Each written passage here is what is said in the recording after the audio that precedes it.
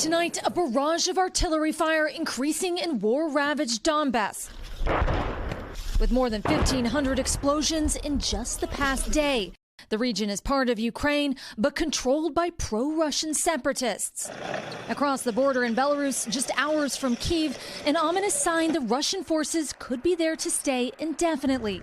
This morning, the Belarusian defense minister extended his country's joint military exercises with Russia, which were scheduled to end today, citing the increasing violence in Donbass.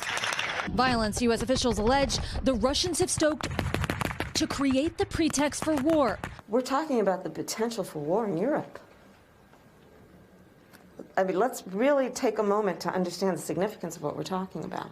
President Biden held an emergency meeting with his National Security Council today. There is still an option for him to pull back. That's what we're trying to do. We're trying to prevent a war. As French President Emmanuel Macron made a last-ditch effort to avert an invasion with a phone call to President Vladimir Putin. Putin blamed the escalation in Donbass on Ukrainian forces and called on the West to respond to his demands for security guarantees.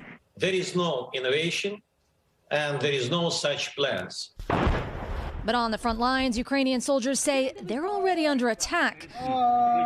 President Zelensky calling for an immediate ceasefire. We have already 2 people dead, 11 people wounded, and it keeps going as we speak. Inside separatist-controlled Donbass, thousands of women and children are being evacuated on buses and trains. They're seeking safety in Russia.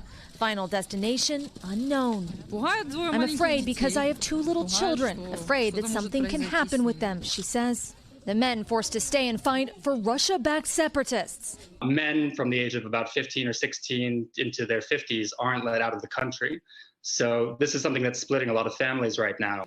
Families torn apart by a war that has yet to be declared. While tonight in Kyiv, people can only pray that this war will end before it officially begins. Aaron joins us now from Kyiv. So, Aaron, who are we hearing has been evacuated from these separatist regions? Well, Hallie, they're evacuating women and children, but I've been texting one woman in Donbass who says even though she's terrified, she's not going to leave her home. Hallie? Thanks for watching our YouTube channel. Follow today's top stories and breaking news by downloading the NBC News app.